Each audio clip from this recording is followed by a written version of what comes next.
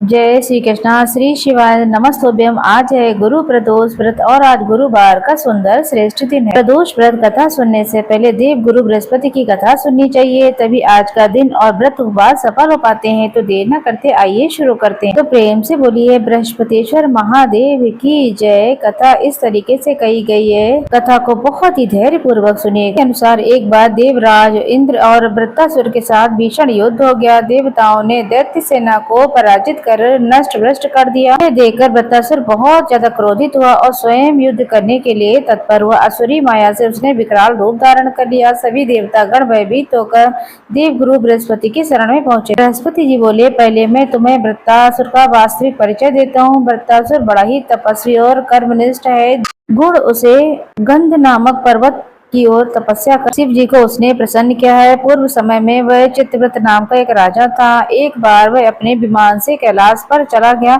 वहां उसने शिव जी के वाम अंग को देखा। पार्वती माता को तो उपवास करता हुआ हंसता हुआ बोला, हे प्रभु, मोह माया के फंसे होने की वजह से हम तो स्त्रियों के वशीभूत रहते हैं, किंतु देवलोक में ऐसा कभी नहीं दिखाई दिया। कोई स्त्री अलिंगबद्ध होकर सभा में बैठी हो। चित्ररथ के ऐसे वचन सुनकर सर्वव्यापी भगवान शिव हंसकर बोले, राजन, मेरा ये व्यवहारिक दृष्टिकोण अलग है। मैंने मृत्युदाता कालकूट वहाँ विश्व का पान किया, फिर भी तुम मुझसे साधारण जद की तरह मेरा उपहास उड़ा रहे। इतना कहने के बाद भी भगवान शिव मौन हो गए और मुस्कुराते हुए। किंतु देवी पार्वती को बहुत ज्यादा क्रोध आ गया और वह क्रोधित होकर चित्ररथ से बोली, अरे दुष्ट, तूने सर्वव्यापी महेश्वर के साथ मेरा भी उपवास उड़ाया, इसलिए मैं तुझे ये शिक्षा दूंगी कि तू फिर कभी संतों का उपहास उड़ाने का दुशासन नहीं करेगा। अब तू दैत्य स्वरूप धारण करके विमान से नीचे गिर। और उसे श्राप देती है। देवी पार्वती के इस श्राप से चित्ररथ राक्षस योनि में प्राप्त हो गया और त्रष्टा नामक ऋषि के श्रेष्ठ रूप में फिर से वृत्तासुर बन गया। देवता गणों को आगे बताते हुए गुरुदेव बृहस्पति जी बोले, देवता गणों, वृत्तासुर बाल्य अवस्था से ही से भक्त रहा, इसलिए इंद्र तुम बृहस्पति प्रदोष का व्रत कर भगवान शंकर को प्रसन्न करो। तब देवराज ने देव गुरु की आज्ञा का पालन करते हुए देव गुरु बृहस्पति का व्रत किया। व्रत के प्रभाव से देवराज ने देव गुरु की आज्ञा का पालन करके बृहस्पति प्रदोष का व्रत किया। इस व्रत के प्रभाव से देवराज इंद्र ने शीघ्र ही वृत्तासुर पर विजय प्राप्त कर ली और फिर देवलोक में पहले की तरह शांति छा गई। इसलिए प्रदोष व्रत हर शिव भक्त को जीवन में एक बार अवश्य करना चाहिए। गुरु प्रदोष व्रत भगवान शिव की कृपा प्रदान करने वाला अत्यंत मंगलकारी व्रत बताया जाता है। त्रयोदशी व्रत रखने वाले भक्तों को अर्थात प्रदोष व्रत रखने वाले भक्तों को 100 गाय दान करने के बराबर तुरंत ही फल प्राप्त हो जाता है। ये सभी प्रकार के कष्ट और पापों को नष्ट करने वाला व्रत कहा गया। तो भक्त किसी कारण से उपवास न कर पाए, उन्हें भी प्रदोष काल में भगवान शिव की पूजा करके इस व्रत की कथा को सुनना और पढ़ना चाहिए। ऐसा करने से भगवान शिव अपने भक्तों की सारी कामना पूर्ण करते हैं। अब सुनिए देव बृहस्पति देव भगवान की कथा। पौराणिक समय की बात है। जो भारतवर्ष में एक राजा राज्य करते थे। वे बड़े ही प्रतापी और दानी थे। वे नित्य प्रतिदिन भगवान के दर्शन जाया करते थे। ब्राह्मण और गुरु की भी खूब सेवा किया करते थे। उनके द्वार पर कोई भी याचक निराश होकर नहीं लौटता था। वह प्रत्येक गुरुवार को व्रत रखकर पूजन करते थे। हर दिन गरीबों की सहायता भी किया करते थे। परंतु ये सब बातें जो है उनकी रानी को अच्छी नहीं लगती थी। वो ना ही वो व्रत करती थी, ना ही वो किसी को दान पुण्य दिया करती थी। राजा भी ऐसा करने लगा और राजा को भी ऐसा करने से मना करती थी। एक समय की बात है, राजा शिकार के लिए वन को चला गया था। यहाँ पर रानी जो है और दासी अकेली थी। उसी समय गुरु बृहस्पति साधु का रूप धारण करके राजा के दरवाजे पर भिक्षा मांगने के लिए पहुंच जाते हैं। घर पर आने के बाद साधु ने रानी से जब भिक्षा मांगी तो रानी कहने लगी, अरे साधु महाराज, मैं इस दान पुण्य से तंग आ गई। इस कार्य के लिए मेरे पति देव ही बहुत हैं। अब आप ऐसी कृपा करें कि कुछ ऐसा कर दिए कि मेरा सारा धन नष्ट हो जाए और मैं आराम से रह सकूं। तब साधु रूपी भगवान बृहस्पति ने कहा, हे देवी, तुम तो बड़ी ही विचित्र हो। संतान और धन से कौन भला दुखी हो जाता है?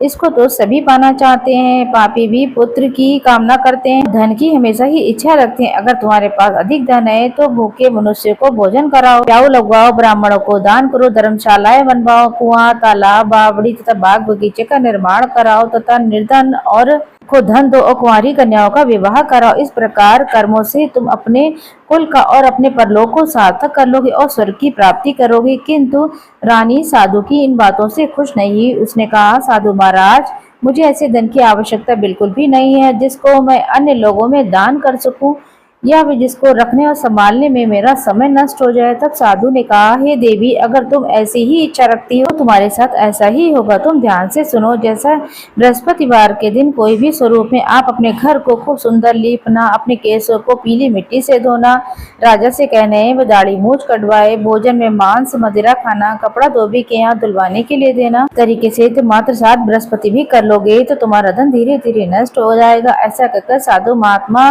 रूपी बृहस्पति भगवान अंतर्ध्यान हो गए। रानी ने साधु के कहे के अनुसार 7 बृहस्पतिवार तक ऐसा ही करने का विचार किया।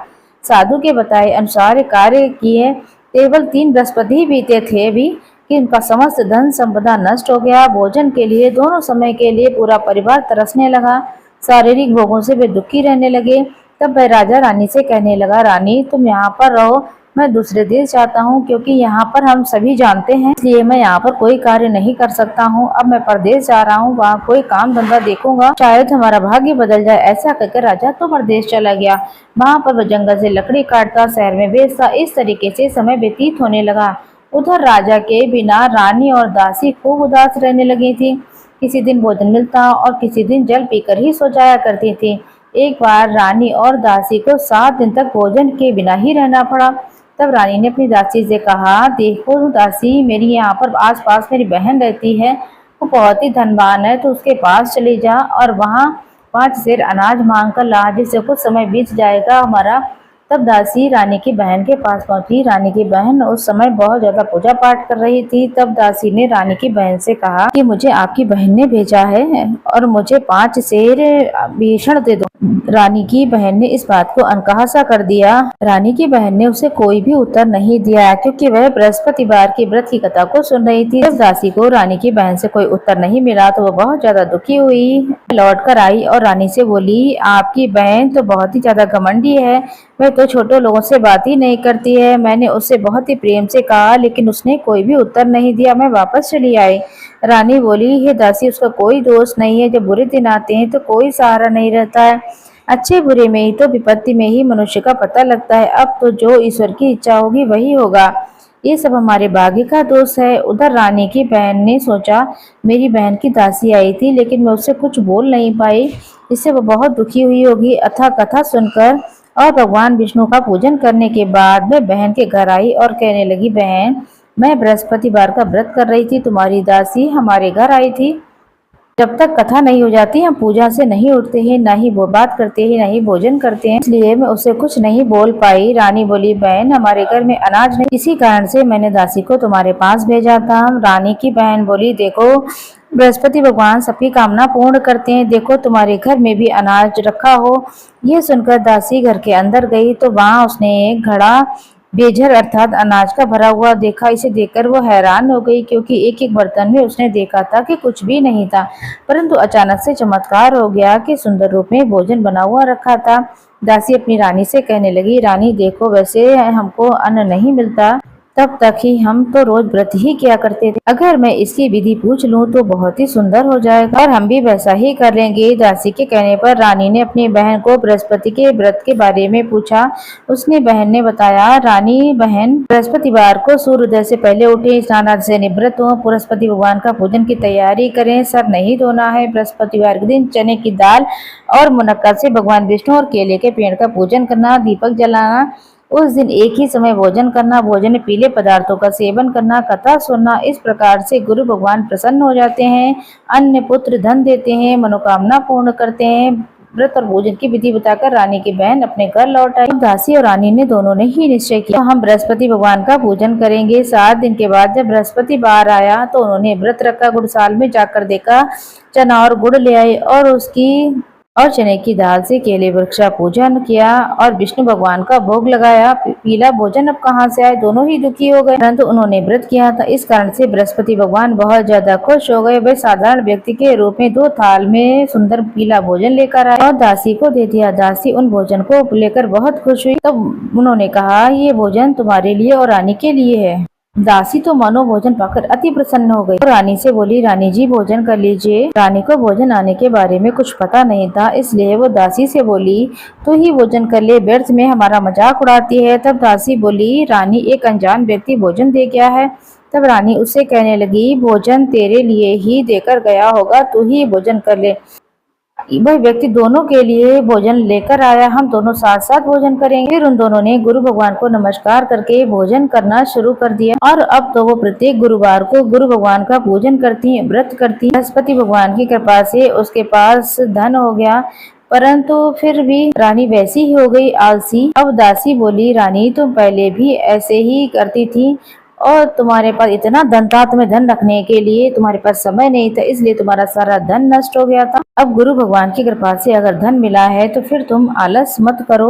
बड़ी मुसीबत के बाद ये हमने धन पाया है, इसलिए हमें अब दान पुण्य करना चाहिए और हमें प्याऊ लगवाने चाहिए, भोजन बनवाना चाहिए, लोगों को, ब्राह्मणों को दान करना चाहिए, कुआं तालाब बावड़ी का निर्माण करवाओ, मंदिर पाठशालाएं बनवा दो, कुंवारी कन्याओं का विवाह करा दो, धन को अच्छे कामों में खर्च करो ताकि तुम्हारे कुल का यश बढ़े और स्वर्ग की प्राप्ति हो, पितृ भी प्रसन्न हो। दासी की बात सुनकर रानी को बहुत ज्यादा कर्म करने का मन में विचार आ गया और उसने यही सब करना प्रारंभ कर दिया, जिस वजह से उसका काफी यश फैल गया। एक दिन रानी और दासी आपस में विचार करने लगे, ना जाने राजा किस दशा में होंगे, उनकी कोई खोज खबर ही नहीं है। उन्होंने बृहस्पति देव भगवान से प्रार्थना की। तब रात्रि में भगवान राजा के स्वप्न में आए, बोले, हे राजा तू उठ और तेरी रानी तुझे याद कर रही है, तू अपने देश वापस लौट जा। राजा जो है प्रातःकाल उठा, जंगल से लकड़ियां काटने के लिए गया। वहां से गुजरते हुए सोचने लगा, आज रानी की गलती की वजह से न जाने उसने कितना दुख भोगा है, उसे अपना महल छोड़ करके आकर के जंगल में रहना पड़ा है, जंगल से लकड़ी काट करके उन्हें बेचकर अपना गुजारा करना पड़ता है। उसी समय जंगल में बृहस्पति भगवान एक साधु का रूप धर के आए। राजा के पास आकर बोले, लकड़हारे तुम इस सुनसान जंगल में किस चिंता में बैठे हो, मुझे बताओ। ये सुनकर राजा की आंखों में आंसू आ गए और वो साधु की वंदना करते हुए कहते हैं, प्रभु आप तो सब जानते हैं। ऐसा कहकर राजा ने साधु को सारी बात बता दी। महात्मा तो दयालु होते हैं, वे राजा से बोले, हे राजा तुम्हारी पत्नी बृहस्पति भगवान के प्रति थोड़ा सा अपराध किया था, जिस कारण से तुम्हारी यह दशा हुई है। अब तुम किसी प्रकार की चिंता मत करो, भगवान तुम्हें पहले से अधिक धन देंगे। देखो तुम्हारी पत्नी ने बृहस्पति भगवान का व्रत आरंभ कर दिया और तुम भी अब बृहस्पति भगवान का व्रत करो, चने की दाल और गुड़ से केले का पेड़ का पूजन करो, कथा कहो, भगवान तुम्हारी जरूर सुनेंगे और तुम्हारी मनोकामना भी पूरी होगी। साधु को प्रसन्न देखकर राजा बोले, प्रभु मेरे पास लकड़ी बेचकर इतना पैसा नहीं मिलता है कि जिससे मैं भोजन करके बचा लूं, और रात्रि में सपने में मैंने उसे व्याकुल देखा, मेरे पास कोई साधन नहीं है जिससे मैं उसका समाचार प्राप्त कर सकूं और मैं बृहस्पति भगवान की कहानी कैसे कहूँगा, मुझे तो कुछ भी नहीं मालूम है। तब साधु ने कहा, राजा तुम चिंता मत करो, बृहस्पतिवार के दिन तुम रोजाना की तरह लकड़ियाँ लेकर जाओ, तुम्हें रोज से दुगना धन प्राप्त होगा, जिस धन से तुम भली भांति भोजन कर लोगे और बृहस्पति भगवान का पूजन का सामान भी ले आओगे। बृहस्पतिवार की कथा इस प्रकार है, प्राचीन काल में एक निर्धन ब्राह्मण था, उसकी कोई संतान नहीं थी, वह अत्यंत पूजा पाठ करता था, लेकिन उसकी पत्नी बहुत ही मलिनता से रहती थी, न ही वो स्नान करती थी, न किसी देवता का पूजन करती, प्रातः उठते ही सबसे पहले भोजन कर लेती, उसके बाद अन्य कोई कार्य किया करती थी। पत्नी को समझाते थे लेकिन कोई परिणाम नहीं मिलता। भगवान की कृपा से ब्राह्मण की पत्नी की कन्या उत्पन्न हुई, वह कन्या अपने पिता के घर बढ़ भगवान की कृपा से ब्राह्मण की पत्नी को एक कन्या हुई, वह कन्या ब्राह्मण के घर में बड़ी होने लगी। बालिका प्रातःकाल उठती थी, भगवान विष्णु का जप करती थी, वह बचपन से ही बृहस्पतिवार का व्रत किया करती थी। पूजा पाठ समाप्त करने के बाद स्कूल जाती, मुट्ठी में जौ लेकर जाती और पाठशाला जाने वाले मार्ग में डाल देती थी, वही जौ सोने के हो जाते, लौटते लौटते बीन कर ले आया करती थी। एक दिन वो बालिका सोने के जौ को फटक कर साफ कर रही थी, तभी उसकी माँ ने देख लिया और कहने लगी, सोने के जौ फटकने के लिए जोड़ने का सूप भी होना चाहिए। अगला दिन था गुरुवार का, तब उसने व्रत रखा और बृहस्पति देव भगवान से प्रार्थना की कि हे प्रभु, अगर मैंने सच्चे मन सच्चे भाव से आपकी पूजा की है तो मुझे सोने का सूप दे दो। बृहस्पति देव भगवान ने उसकी प्रार्थना स्वीकार कर ली। रोजाना की तरह वह कन्या जौ फैलाते हुए जाती और पाठशाला से लौटते तो जो सोने के हो जाते। बृहस्पति देव की कथा से उसको एक सोने का सूप भी मिल गया, उसे वो घर लेकर आ गई और उस सूप से वो जौ साफ करने लगी। उसकी माँ का वही ढंग था। एक दिन की बात है, वो कन्या सोने के सूप से जौ साफ उस समय उस नगर का राजकुमार वहां से निकला। उस कन्या के रूप और सोने के सूप में जौ साफ करता हुआ देखकर उस कन्या पर मोहित हो उठा। राजमहल जो आया उसने भोजन और जल को त्याग दिया और कहा। तब उसके पिताजी यानी कि राजा अपने मंत्रियों के साथ में अपने पुत्र के पास आए और बोले, बेटा तुम्हें किस बात का कष्ट है? किसी ने तुम्हारा अपमान किया है? कोई कारण है तो मुझे बताओ, इससे तुम्हें प्रसन्नता हो। तब राजकुमार ने पिता को सारी बात बताई। मैं इस बात से दुखी हूँ, मैं एक लड़की से विवाह करना चाहता हूँ जो सोने के सूप में जौ साफ कर रही थी। यह सुनकर राजा आश्चर्यचकित हो गया। राजा ने कहा, इस तरीके की कन्या का पता तो तुम ही लगाओ, उसके साथ मैं तुम्हारा विवाह अवश्य कर दूंगा। राजकुमार ने राजा को उस लड़की के घर का पता बताया। मंत्री उस लड़की के घर गया और राजा के आदेश सुनकर ब्राह्मण को बताया। कुछ दिन बाद ब्राह्मण की कन्या का विवाह राजा के साथ संपन्न हो गया। कन्या के जाते ही तो ब्राह्मण देवता के घर में पहले की तरह गरीबी का वास हो गया। अब उन्हें भोजन और अन्न के लिए बहुत मुसीबत उठानी पड़ी। एक दिन ब्राह्मण दुखी होकर अपनी पुत्री से मिलने के लिए आया। बेटी ने पिता को दुख की अवस्था में देखा और माँ का हालचाल भी पूछा। ब्राह्मण देवता ने सारी बात कह दी। तब कन्या ने बहुत सारा धन देकर अपने पिता को विदा किया। इस तरीके से ब्राह्मण का कुछ समय सुख व्यतीत गया। कुछ दिन बाद वही हाल फिर से हो गया। ब्राह्मण फिर अपनी कन्या के यहाँ गया। सभी हाल का तो खुशी करने लगी। पिताजी और माताजी को यहाँ लिवा लाओ, मैं उन्हें विधि बताती हूँ जिससे गरीबी दूर हो जाएगी। तब ब्राह्मण देवता अपनी पत्नी के साथ लेकर के अपनी पुत्री के पास राजमहल में पहुंच गए। पुत्री ने माँ को समझाया कि माँ तुम प्रातः काल उठकर स्नान आदि से निवृत्त होकर भगवान विष्णु की पूजा करो जिससे घर की दरिद्रता पूर्णता दूर हो जाएगी। लेकिन उसकी माँ ने तो उसकी एक भी बात नहीं मानी। प्रातः काल ना उठती और पुत्री का बचा हुआ जूठन खा लेती। एक दिन उसकी पुत्री को बहुत ज्यादा गुस्सा आ गया। उस दिन वह कोठरी में सारा काम निकला और अपनी माँ को उसमें बंद कर दिया और प्रातः काल उसमें देखा कि वो स्नान आदि करके पूजा पाठ करवाया तो उसकी माँ को थोड़ी बुद्धि ठीक हुई। इसके बाद वो नियम से पूजा पाठ करने लगी और प्रत्येक बृहस्पतिवार का व्रत भी करने लगी। इस व्रत के प्रभाव से उसकी माँ भी धनवान हो गई और बृहस्पति देव के प्रभाव से उसे स्वर्ग में वास मिला। ब्राह्मण भी सुख भोगता हुआ इस लोक को अकुल को प्राप्त करके स्वर्ग की ओर गया। इस तरीके से ये कहानी साधु महात्मा ने बताई और वो वहाँ से लोप हो गए। धीरे धीरे समय बीतने लगा और बृहस्पतिवार का समय आया। राजा जंगल से लकड़ी काटकर उसी शहर में बेचने लगा। उसे अन्य दिनों की अपेक्षा आज बहुत सारा धन मिला था। राजा ने चना गुड़ आदि ला करके बृहस्पतिवार के दिन पूजन किया। उस दिन से उसके सारे क्लेश दूर हो गए। लेकिन अगला बृहस्पतिवार जब आया तब वह बृहस्पतिवार का व्रत करना भूल गया। तब बृहस्पति भगवान बहुत ज्यादा नाराज हो गए। उस दिन उस नगर के राजा ने एक विशाल आयोजन करवाया। अपने समस्त राजा में घोषणा करवा दी थी, कोई भी मनुष्य अपने घर में भोजन ना बनाए और ना ही आग जलाए। समस्त जनता मेरे घर भोजन करने आए। इस आज्ञा को जो नहीं मानेगा उसे फांसी की सजा दी जाएगी। राजा के ने भी ये बात सुनी। राजा के भोज में सभी लोग सम्मिलित हुए लेकिन लकड़हारा कुछ देर से पहुंचा, इसलिए राजा उसे अपने महल में लेकर गया। जब राजा जो है लकड़हारे को भोजन करा रहा था तब उसकी दृष्टि उस खूंटी पर पड़ी जिस पर उसका हार अटका हुआ था। उसने हार निश्चित रूप से कहीं दिखाई नहीं दिया। रानी को भी आश्चर्य हो गया कि मेरा हार उस लकड़हारे ने चुरा लिया है। उसी समय उसने सैनिक को बुलवाकर उसे कैद खाने में डलवा दिया। जब लकड़हारा कारागार में पहुंचा दिया गया तो बहुत दुखी होकर विचार करने लगा, न जाने कौन से पूर्व जन्मों की सजा मुझे मिल रही है। और उसी साधु को याद करने लगा जो जंगल में मिले थे। और उसी साधु को याद करके जो जंगल में मिले थे, प्रातः काल बृहस्पति देव साधु का वेश धारण करके लौट आए और उसकी दशा को देखकर कहने लगे, अरे मूर्ख, तूने बृहस्पति देवता की कथा नहीं कही, इस कारण से तुझे ये दुख प्राप्त हुआ है। अब तू चिंता मत कर। बृहस्पतिवार के दिन कारागार के द्वार पर 4 पैसे पड़े मिलेंगे, उससे तू बृहस्पति देव की पूजा करना और तेरे कष्ट दूर हो जाएंगे। अगली बृहस्पतिवार उसे कारागार के द्वार पर 4 पैसे पड़े हुए मिले। तब राजा ने पूजा का सामान मंगवाया और कथा कही और प्रसाद बांटा। उसी रात्रि को बृहस्पति देव भगवान ने उस नगर के राजा को सपने में कहा कि हे राजा, तूने जिस आदमी को कारागार में बंद किया हुआ है वह निर्दोष है, वह राजा है, उसे छोड़ दो। रानी का हार उसी खूंटी पर लटका हुआ है। अगर तू ऐसा नहीं करेगा तो तेरा राज्य नष्ट हो जाएगा। राजा प्रातः काल उठा और खूंटी पर हार टंगा हुआ देखा और लकड़हारे को बुलाया, क्षमा मांगी और राजा को सुंदर वस्त्र आभूषण भेंट किए। गुरुदेव की आज्ञा पाकर राजा अपने नगर की ओर चला गया। जब राजा नगर के निकट पहुंचा तो उसे बड़ा ही आश्चर्य हुआ। नगर में पहले से अधिक बाग बगीचे, कुएं, धर्मशाला इत्यादि बने हुए हैं। राजा ने पूछा, ये बाग और बगीचे धर्मशाला किसने बनवाए हैं? तो नगर के लोग कहने लगे, ये सब रानी और दासी ने बनवाए। राजा को बड़ा ही आश्चर्य हुआ और उसे गुस्सा भी आया। जब ये बात रानी ने सुनी कि राजा आ रहे हैं तो अपनी दासी से कहने लगी कि राजा आ रहे हैं, हो सकता है राजा हमें किस अवस्था में छोड़ कर गए थे, ऐसी अवस्था में देखेगी तो न जाने कैसे सोचेंगे, तू द्वार पर खड़ी हो जा। दासी रानी की आज्ञा पाकर दरवाजे पर खड़ी हो गई और महल तक राजा को लेकर आई। तब राजा ने क्रोध से अपनी तलवार निकाली और पूछने लगे, ये धन कैसे तुम्हें प्राप्त हुआ? तब रानी ने बताया, हमें यह धन बृहस्पति देव की कृपा से प्राप्त हुआ है।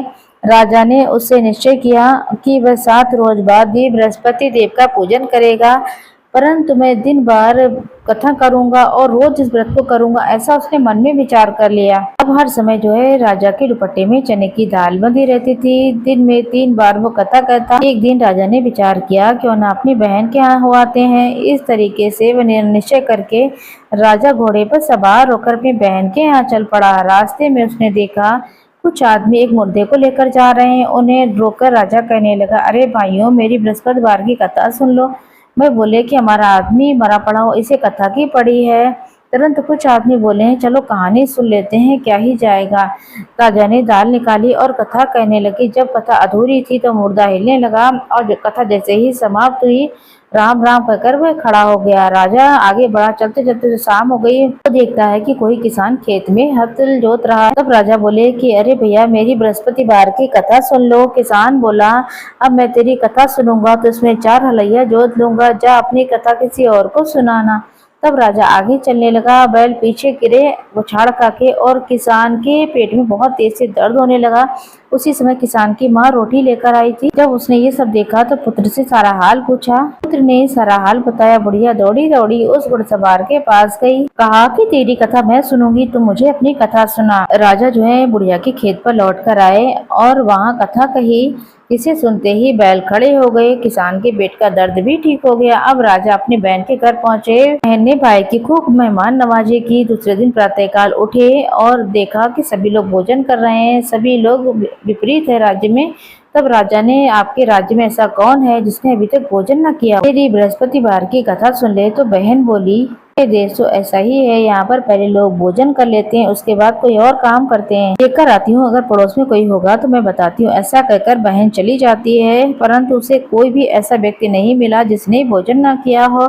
फिर वह कुमार की गई जिसका लड़का बीमार था। उसे पता था, उसने 2-3 दिन तक वहाँ भोजन ही नहीं बनाया। रानी ने अपने भाई की कथा सुनने के लिए उस कुमार से कहा तो वो तैयार भी हो गए। तब राजा ने बृहस्पतिवार की कथा वहाँ सुनाई, जिसके बाद लड़का तुरंत ठीक हो गया। अब तो राजा की प्रसन्नता होने लगी। एक दिन राजा अपनी बहन से कहता है कि बहन, अब मुझे घर जाना है, तुम भी तैयार हो जाओ। राजा की बहन अपनी सास से बोली भाई के घर जाने के लिए, लेकिन सास बोली चली जा, लेकिन अपने बच्चों को लेकर मत जाना, अभी तेरे भाई की कोई संतान नहीं है। बहन ने अपने भाई से कहा, मैं तो चलूंगी लेकिन बच्चे नहीं चलेंगे। तब राजा ने कहा, जब बालक नहीं चलेंगे तो जाकर भी क्या करेगी? फिर दुखी मन से राजा अपने घर की तरफ लौट आया। राजा ने अपनी रानी से कहा, हम निसंतान है, इसलिए हमारे घर कोई आना पसंद नहीं करता, हम निर्वंशी हैं। ऐसा कहकर बिना भोजन किए हुए सैया पर ही लेट गया। रानी ने कहा कि बृहस्पति देव ने हमें सब कुछ दिया, वो हमें संतान भी जरूर देंगे। बृहस्पति देव भगवान ने राजा को सपने में कहा, राजा उठ, सभी सोचें त्याग दे और तेरी रानी अब गर्भवती हो जाएगी। राजा को ये जानकर बहुत ज्यादा खुशी होती है कि रानी ने 9वें महीने में एक पुत्र को जन्म दिया। जब राजा की बहन शुभ समाचार सुनते ही दौड़ी दौड़ी आती है बधाई लेने के लिए, तब वो भाई के आती है तो भाभी कहती है। तब राजा की बहन बोली कि अगर मैं इस प्रकार न कहती तो तुम्हें संतान कैसे मिले? बृहस्पति देव ऐसे ही हैं, जिसके मन में जो कामना होती है सारी कामनाएं वो पूर्ण कर देते हैं। जो सद्भावना पूर्वक बृहस्पति देव भगवान का कथा पढ़ता सुनता है, दूसरों को सुनाता है, बृहस्पति देव उसकी सारी मनोकामनाएं पूर्ण कर देते हैं। हे बृहस्पति देव, उसकी सदा हमेशा रक्षा की। जो भी इस कथा को सुने, पूजन करे, उसके जीवन में सब कामना सिद्ध कर देना। तभी से पूरे ब्रह्मांड में सुंदर और श्रेष्ठता के रूप में बृहस्पतिवार का व्रत करना आरंभ हुआ। प्रेम से बोलिए बृहस्पति देव भगवान की जय।